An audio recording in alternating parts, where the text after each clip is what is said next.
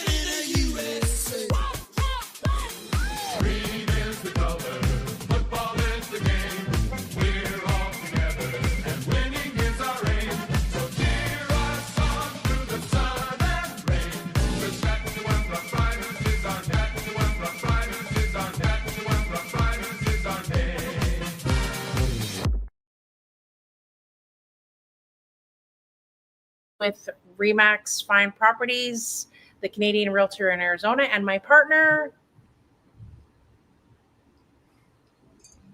Linda, that's you? Hi, Linda LeBlanc. She's That's me. the American. Hello She's there. The American counterpart. Yes. Welcome to another episode. I'm here in Scottsdale, Arizona. There you go. Welcome to another episode of Cactus and Canucks. And well, Thanksgiving just passed, so we know the snow's around the corner, and we know that you guys are packing up if you're not already en route to the sun. So we wanted to address some of your questions and concerns about what exactly do you need when you are going to cross the border. So we decided to invite a professional in his field, Mr. Robert Devine. And he's going to inform us so that you guys don't have any anxiety on your trip. Robert, can you tell us a bit about your role and your background? Yes, I'm an immigration lawyer, have been for 40 years. I am at a law firm called Baker Donelson, known for Howard Baker, who was, head of the Senate and chief of staff for Ronald Reagan and so forth. But we have about 700 lawyers around the U.S., mainly in the Southeast. I run the immigration practice. We have about 7 lawyers and a team. And I had the unique privilege for 3 years of being appointed by George W. Bush to be the chief counsel, the chief lawyer of the Immigration Service, USCIS, that is the agency that decides visa petitions, green cards, and citizenship. Then I went back to being a lawyer again and have been here ever since. I live in Chattanooga, Tennessee, and Naples, Florida, where I hang out with quite a few Canucks. In fact, our place was, our development was developed by Canadians, and that their third generation of those families are my buddies. So you speak Canadian, eh? I could sure listen to it. And did they teach you how to drink a lot of beer yet? I think I already knew that. So let's talk about Canadians that contact you. What kind of scenarios are they bringing to the table for you about crossing the border and about being in the U.S. in general? Yeah, I mean, a lot of people are really minding their 180 days and their 6 months, and they don't really always understand why. They don't realize that primarily it's a tax reason, not as much an immigration issue. But there are immigration consequences of starting to spend most of your time in the United States. Most people, for a number of reasons, try to spend no more than 6 months. And that's what the buzz I mainly hear about. This year, we're going to hear a lot about this registration thing. It's going to be a pain in the neck. Yeah, absolutely. And a few people dealing with tightened TN interpretations, paying a $30 I-94 fee instead of $6. But I mean, that's not what people really talk about. Well, they moan about it. But those are, I mean, and then everybody's just kind of worried. They've heard stories about aggressive policing at the border and people being turned around for things that they never would have before. And, it's hard for me to know how much of that is real and how much of that is just kind of overblown, a few instances that could have occurred at any time in the history of the world. And they just happened now. And with all the other buzz, they get more reverberating press. But I would say, I don't think that, there's more of a tone of vetting, of scrutiny, but I don't see evidence of, signs of ruthlessness and mean spirit. That's probably at every border right now, I would imagine, Oh yeah, the vetting, whatever's going on in the Canadian border is nothing unique. Right. Yeah. So I'm going to take you back just so that you can give an explanation to people about the 180 days. So what is the 180 days and what are the consequences? Okay, this is a tax issue primarily, and I'll, not being a tax lawyer, I'll just tell you what I think I understand. And, reality is that for almost everybody else in the world, it's really 120 days.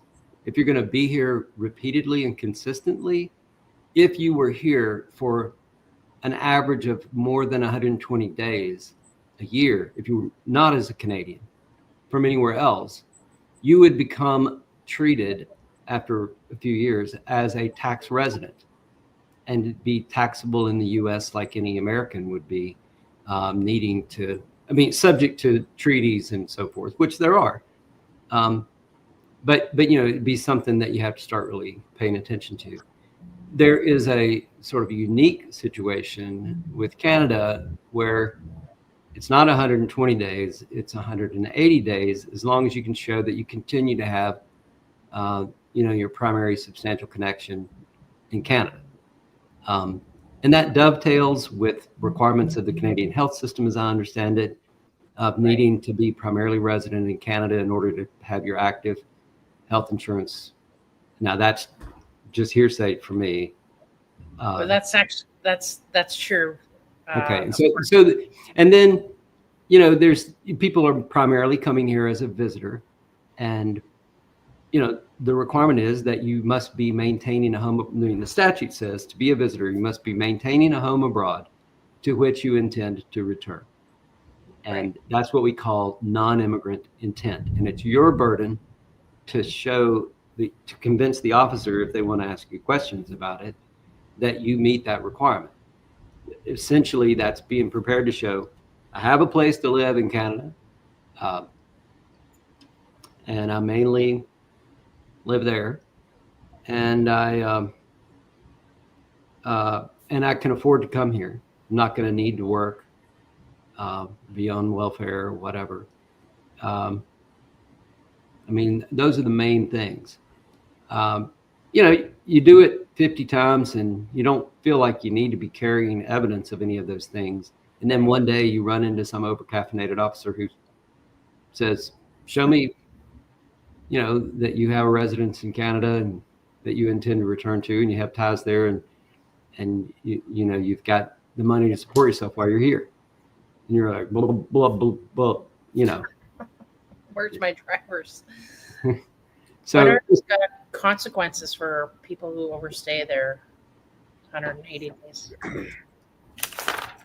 Well, as a Canadian, when you're allowed in, you're generally allowed in for 6 months, like most everybody else on visitor visas.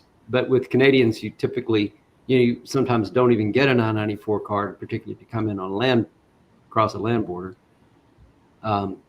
I say I-94 card, it's not a card anymore, it's an electronic record.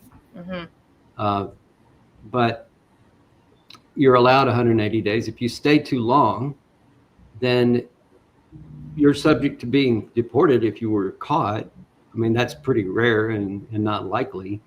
The main thing is that, the more you have a history of staying too long, then that could end up showing up on a port officer's computer screen the next time you come in, and they start giving you more trouble. Right. And then it starts getting very serious if you stay more than 180 days too long at one time. If you do that, you have become inadmissible. You've triggered what we call a ground of inadmissibility. You get on a bad list for having been unlawfully present for more than 180 days. And at that point, you're barred from coming in for 3 years. Okay. Wow. Robert, I have a question, if I may. Can that 6 months or 180 days be broken up into over a year, or does it have to be consistent? The days have to be It's consistent. my understanding. It's just how long are you physically here in the year? So you can come and go. You could spend 2 weeks on, 2 weeks off, perpetually and be okay with that tax rule. Okay. And who's tracking that? Is the government tracking it at the border when they come and go at the border? Is that how that's being tracked? So if someone comes in only for 2 weeks each month, is that being tracked through the border process? If you come across a land border, I'm not sure there's any record that is necessarily kept. And so it may or may not be right. Oh yeah, they they scan your passport. They know exactly when you. Okay, if you're being scanned, I mean, there are border situations where there's huge volume and they're not. Yeah. Not that, but okay. If they're scanning you, they have an electronic record, and the records are better and better and better all the time. And so, I mean, if you were somehow logged as you crossed by the U.S. officials, then that's being tracked and it won't be forgotten. And that's not necessarily.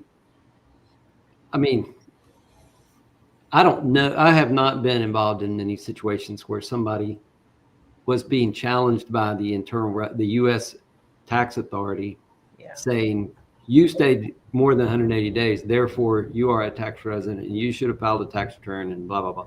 I haven't been through that process, so I don't know. I can't claim to know what the details of how that works and how they access information.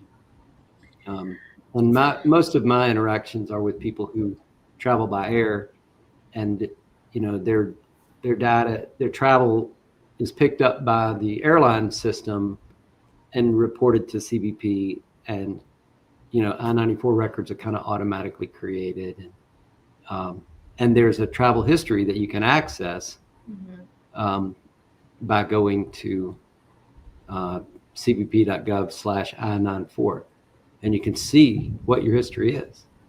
Right. That won't necessarily contain land border information. So what are the most, I'm sorry, go ahead.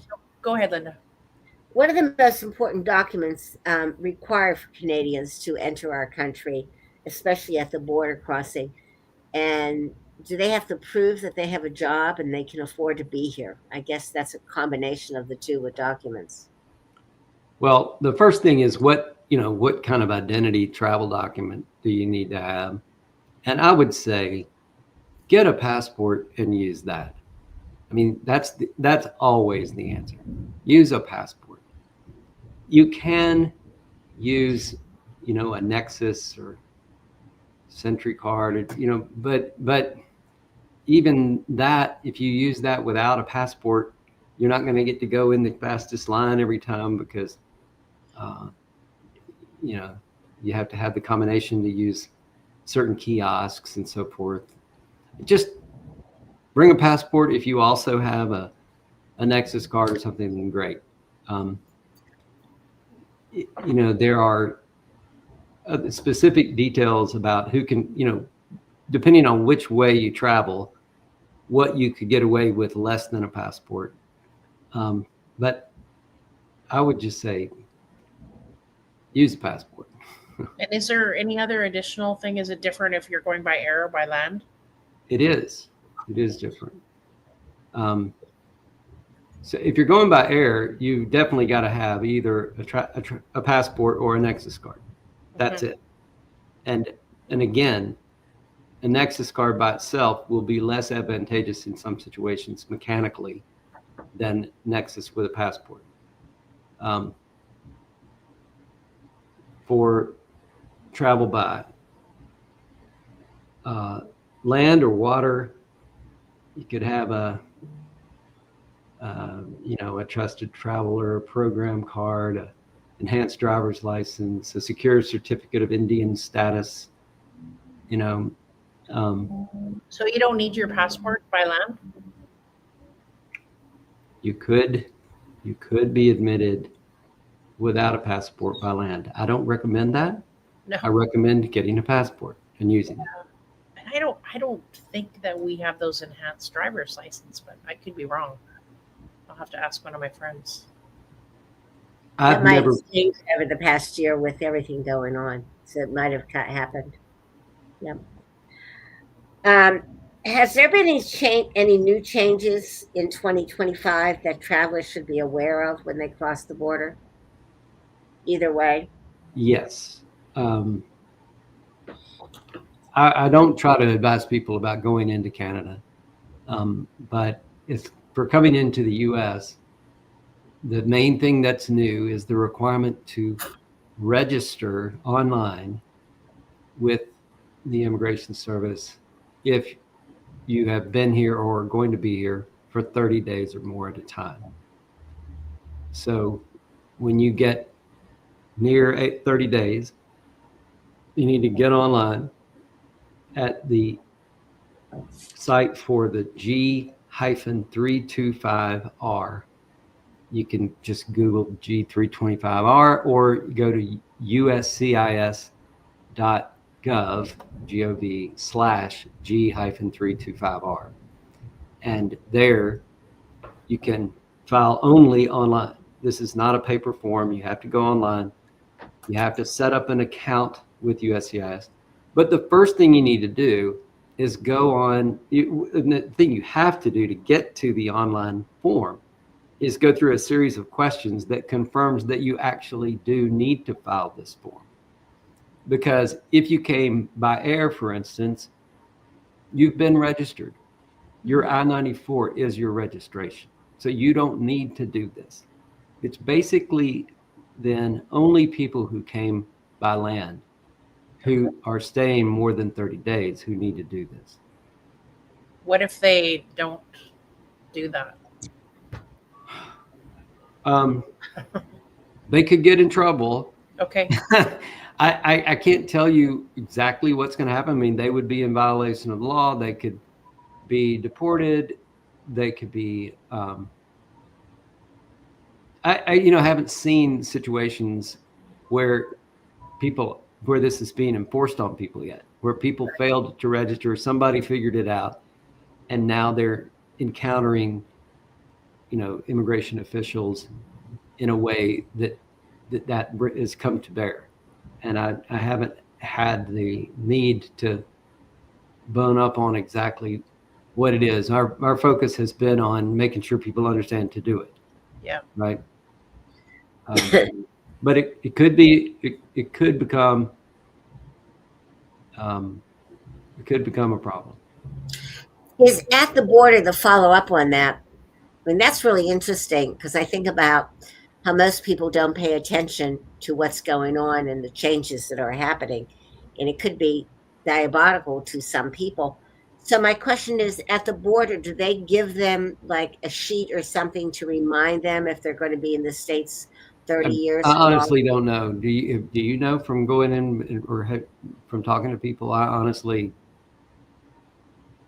I just wonder how the people are getting this information to know it. That's what I'm. Yeah. That's why well, I mean, the U.S. government approach to that is, well, we published it in the Federal Register. Don't you read that every day? Yeah, exactly. Which is unreasonable. I got to believe surely there are things posted maybe things handed out at the land border for whom this is the main problem. But I don't know that from personal experience or personal accounts.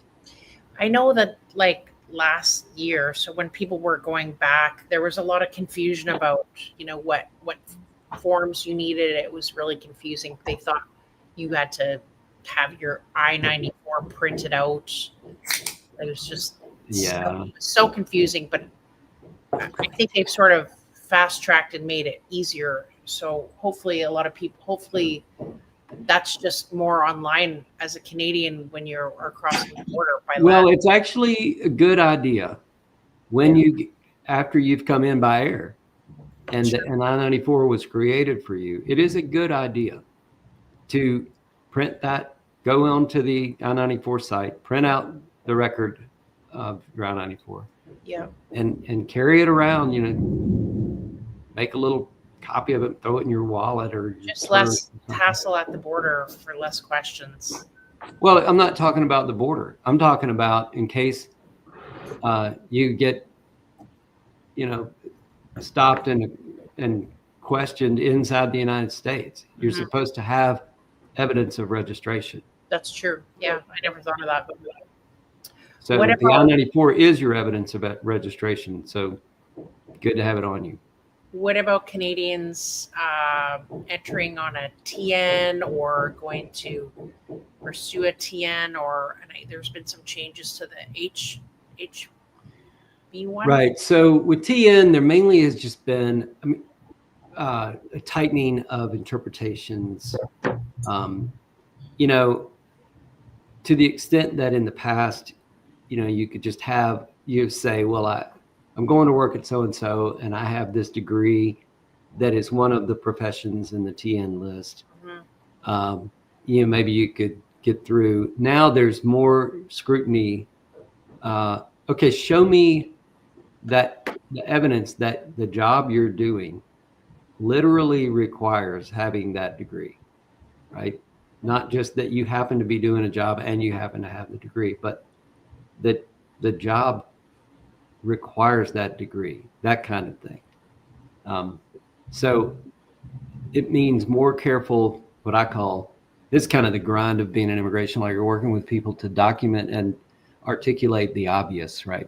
I mean, it's obvious to you. It's not going to be obvious to some officer who is inclined for some reason to be skeptical about you that day.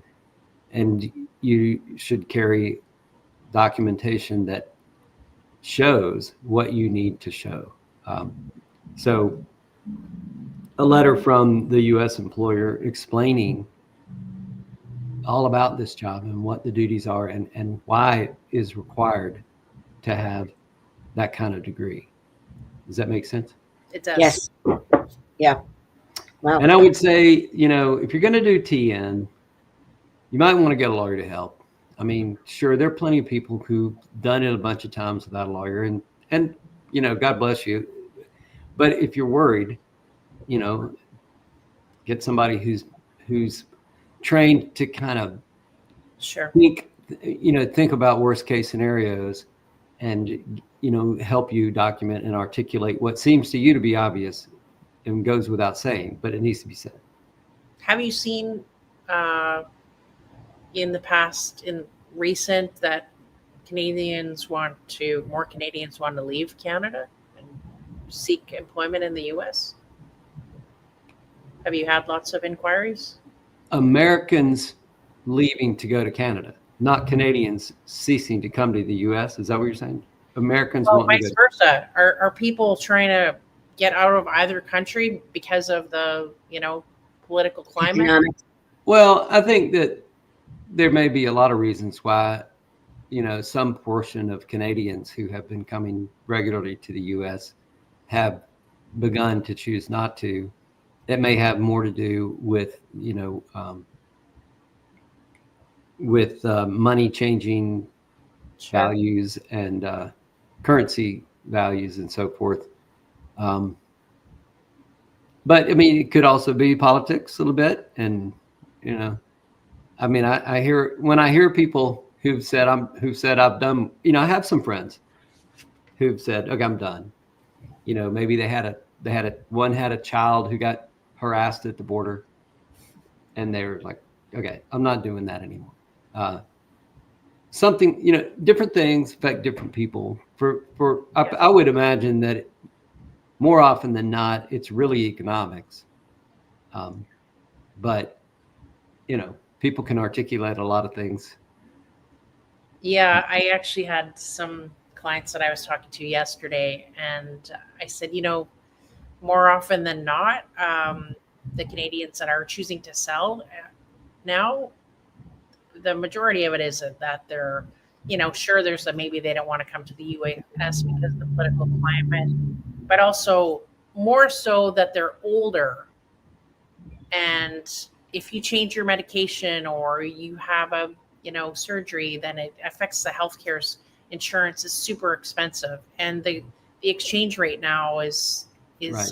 you know, 70 cents to $1. So taking that amount of money back into Canada is very advantageous for them. Mm-hmm. You know, it's a good time for them to make that change if they don't have someone in their family that wants to continue coming to the US. Well, I can say from experience, from my Naples experience, it's just as warm, it's just as pleasant as it ever was. Yeah. And you know, and everybody I know is happy to see you. Right. So And when it starts snowing, I mean, you have your place in Florida that you know, you want to get to the sun, you want to get to the golf courses. That's right. But I guess my point is that don't let kind of over celebrated governmental actions or posturing convince you that Americans feel differently about Canadians. They don't. mm-hmm. Right. So as an immigration lawyer, outside of the Canadian topic, are you like swamped, overwhelmed with business now? Has that changed just because of everything that's going on? We have a lot of, there's a lot going on with you mentioned the H-1B. I mean, that's not a thing unique to Canadians like the TN. Right. But it is in a swirl and a half, Uh-huh. With the government, with the president putting down executive orders saying it now costs $100,000 more to get an H-1B. But I mean, these things, they come out, big bluster. Now, even as of today, this very day, it's the government has clarified, well, you only have to pay that H-1B fee if you're coming from outside the U.S. for the first time. So let's say you're here as a student already, and you want to change your status within the U.S. Well, you don't have to pay the $100,000 fee. Can you explain to people that are watching and listening what that visa is so they know? Yes, H-1B is the standard general professional visa in the United States for for somebody coming to fill a job that requires at a minimum a bachelor's degree, a 4-year degree in a specific field or the equivalent combination of education and experience. And where the job is paying at least what we call the prevailing wage. So the employer is not using the H-1B to get relatively inexpensive professional labor, paying the going rate. H-1B is complicated all the time by the fact that there's a limit on the number of people who can get it for the first time per year. And in fact, when I was in the government, I actually had to develop the lottery that continues today, that confronts the reality that more people are applying than there are spots for. Right. But now the government is talking about changing the way the lottery works and say, we're going to allocate those numbers through a tricky, complicated process to the more higher paying jobs. And that's a proposed rule that's in process. And then this $100,000 fee was a shock for sure to the system. There are lawsuits, and Yeah. it'll probably all go away. I mean, that part. I don't know whether the regulation, changing the way the numbers are allocated will be overturned or not. Whether it'll even be finalized, but Sure. if it is, whether it'll be overturned by a court. But it's a lot of buzz.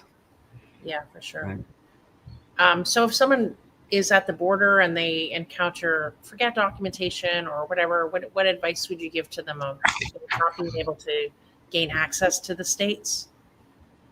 Should they just go quietly go get Yeah, them? I mean, the problem is that I can't really represent somebody at the board, right? I'm not allowed. A lawyer can't go with you. You can't really call a lawyer to be with you. They can't phone you and say, hey, I can't, they denied me access. Generally, you can't phone while you're in the heat of the moment. Right. And you don't have the right to counsel, and you're not given one, really. And so you need to be prepared beforehand to think through this. And this is a good chance to this is what I would tell somebody in advance of going to the border, if they have any concern at all about whether there's going to be a problem. I mean, first, be honest. Be ruthlessly honest. Do not try to shade the truth to somebody who has access, who can get access to your phone and who knows what, and who is going to really be mad if they conclude that you were lying to them. Right. Because an officer can make a decision. If they conclude that you lied to them, they can make a formal decision to that effect, and that means that you are that you've been given. They can give you expedited removal, where that officer is the police, the judge, the jury, and the executioner, and there's no appeal, and you're just sent away, and you're barred for at least 3 years from coming back. Don't tempt them to do that. And so be honest. And if it starts getting,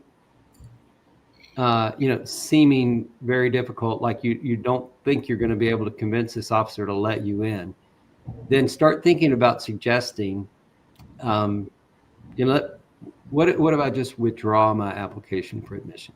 Yeah. Right. And I'll go home and you can figure out another day and time and place to pursue this after getting counsel. Yeah. Scary, but scary, but comforting. Are you taking new immigration clients? Sure. We're always taking new immigration clients. And how do people reach out to you? I will post this on the caption later, but you can give us your information. Website. Yeah, so if you just Google Robert Divine, Divine, immigration, you'll get me. I'm at the law firm Baker Donelson. My email address, rdivine, RDIVINE, like in the hymn books, DIVINE, at Baker, BAKER, Donelson, not Donaldson, but Donelson, DONELSON.com. That's great. Thank you so much for coming on today. I'm sure you put a lot of people's minds at ease, and probably some people are already hopping on that website and registering, because I know people don't know that. Linda, do you want to talk about real estate? What's going on in Arizona before we check out? Well, we're doing sales are still going, and cash deals are always welcome here in Arizona, especially in the Scottsdale, Paradise Valley area. And there's more listings available, so buyers, come on out. You'll have lots more choices, and the interest rates are down, so it's a great time for buyers to get out and buy. What are the rates right now? I didn't look today, to be honest, but the other day they were like at 6.4, which was, yeah, let me look real quick. I have my handy duty mortgage. While she's doing that, for buyers, even for Canadians, you kind of think, well, the interest rates, whatever. However, it's important to keep in mind that there's lots of inventory, so you will be able to negotiate a better deal. We will be able Yes. to negotiate about that better deal for you. And over 50% of contracts, the seller is accepting concessions, which it makes it, and you could also buy down your interest rate. So there's never been a better time to buy, actually. Actually, guess what? The rate went down 6.17, Wow, which there you is go. awesome. That's there. It's awesome. So this is a great time for buyers to think about buying, and with the concessions, it could make a big difference. Super. And if you're interested in buying or selling, you can reach out to Linda or I at Remax Fine Properties. Just send us a message. Our information will be in the caption. Everyone have a great weekend. We will be cheering the Blue Jays on as they hit the Dodger Stadium, and we'll see what happens. Thanks again, Robert. Robert, thank you Thank very you, much. Linda. Thank you. Take care. Bye bye.